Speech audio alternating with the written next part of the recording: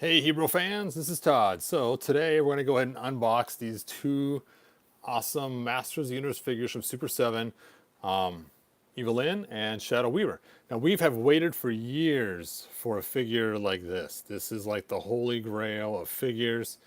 We have talked about it. People made awesome customs, and everybody has always wanted a 5.5-inch Shadow Weaver, 5-point articulation to go with our old figures. So this is the coup de grace. So we're going to go ahead and open up Evil-Lyn first and check her out, compare her to the other figures, and then we'll move on to Shadow Weaver. So you guys know I'm an Evil-Lyn fan, so this was an easy one not to pass on. Now the fun thing is they have these cool little things in the back. Let's take a look at the back of the figure before we open it. So it shows that she has a turn her waist, swings back for a punch. So that's cool. She has the punch. And then you can see the artwork that they have. Let me turn that light off. There we go. Kind of fun artwork. Back to the way, it's similar to what the artwork looked like a long time ago. Kind of fun. And there's other figures shown in the back from Super 7. And there we go. All right. So let's go ahead and open this up. Now, you know that these are based on the Filmation ones because it says as seen on TV. That represents the Filmation style figures. And as cool as these are, it's kind of sad at the same time because we know Super 7 is not going to produce anymore. And they're coming out with a brand new line, which we've called Origins. I'm not sure if that's the official name or not, but I just know a lot of fans online are calling it Origins. It might be the official name. And the Origins line are a lot more articulated and seem to be a lot more sturdy. So we'll see. I'll compare it to the He-Man Origins.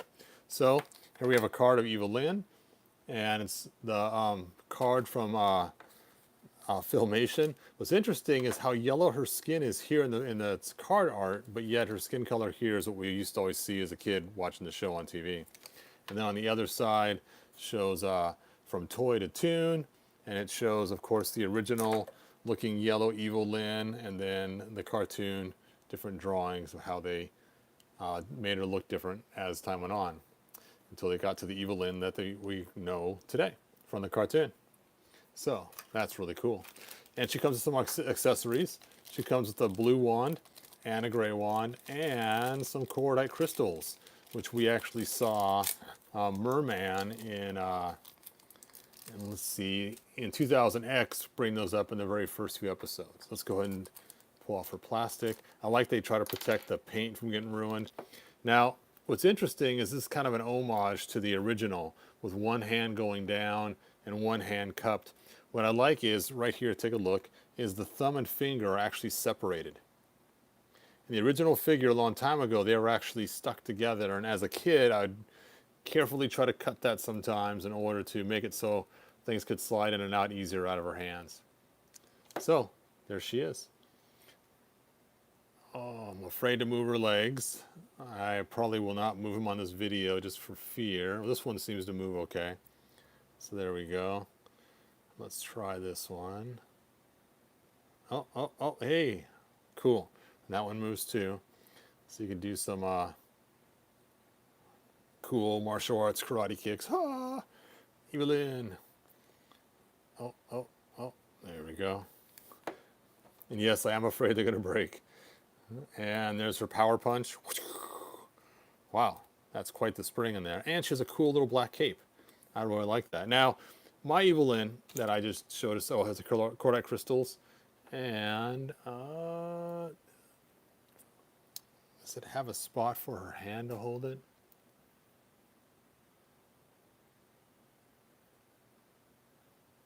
I'm not sure how she's supposed to hold it.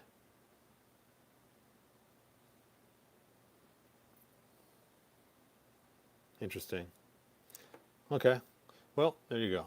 Cordite crystals. I guess you just glue them on the back of her hand like she's holding them upside down. But anyway, I like that they did the homage to the old style. They're actually different sculpts. See, look at that. That's cool. Okay, so what's neat about this is how much they made it like her. I mean, they got the hand the same way. Even the feet, the way she stands looks very similar. Even the weird extra bump on the boot, which is reminiscent of trying to make the mold so it's supposed to be standing on her toes based off the Tila one.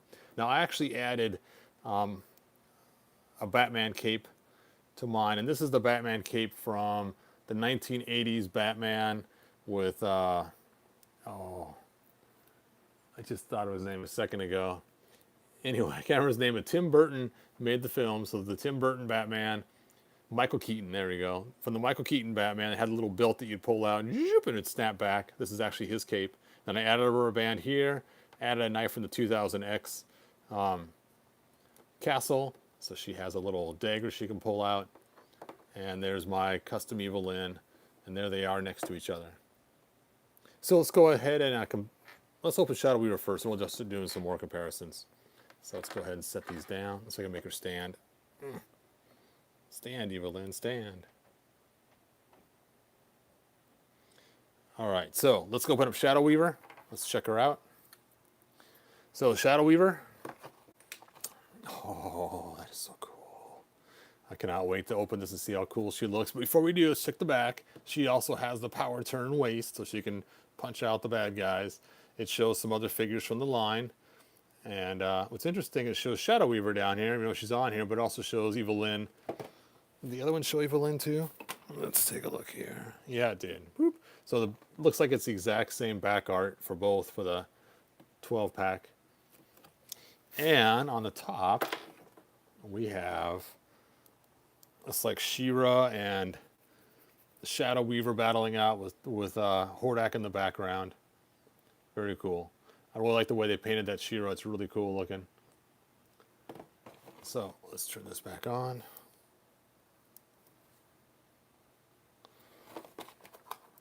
Let's open her up. And of course it has the S scene on TV. So you know it's from the Filmation cartoon.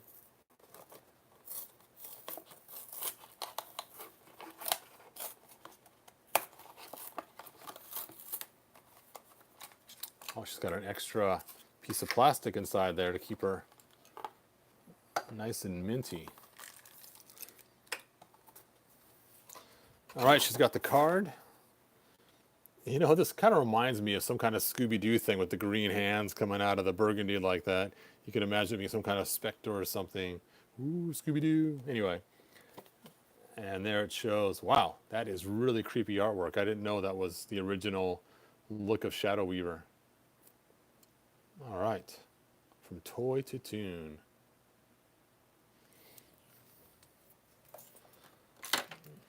So let's check her out. She has a little stand just like the classics came with. And looks like two different little wand things to hang on to. No book. I was kind of hoping for the Book of Spells, but that's okay. We don't need the book.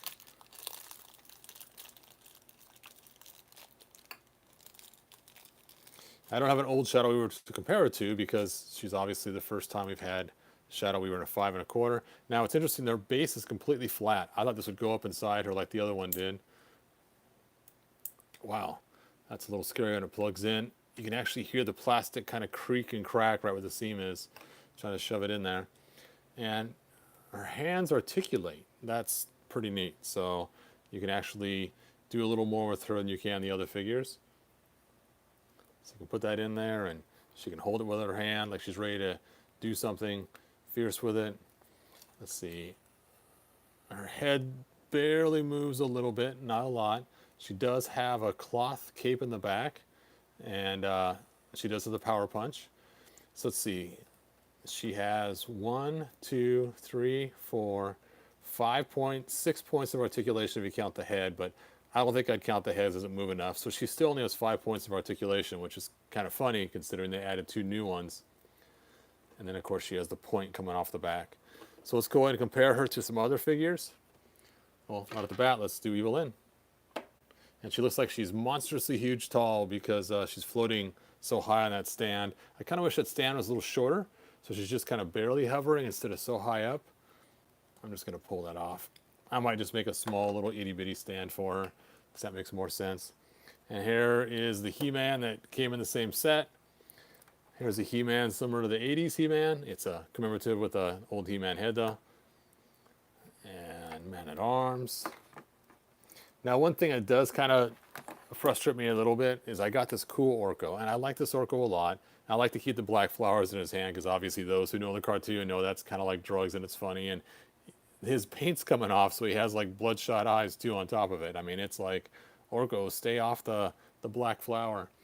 But let's compare it to the new Origins figure. Now there is an Origins Orko already online showing how cool the new Orko is for Origins.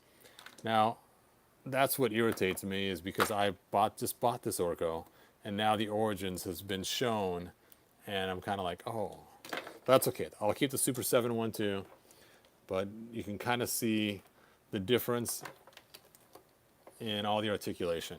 So, all right, you guys, that's really all I got. I mean, I could pull out some other figures and show you. Here they are next to Skeletor. Here it is next to Super 7 Skeletor. Here she is next to Wonder Woman from Funko. Kind of compare that if you want to, for size difference.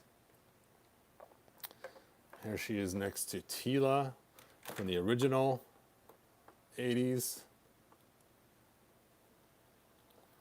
And here she is next to the commemorative Teela. So, there you go. There's my mess of figures everywhere, you guys. Anyway, thanks for watching. I will see you guys next episode. Like, subscribe, share with your friends, and I'll see you next time. Thanks for watching. Bye now.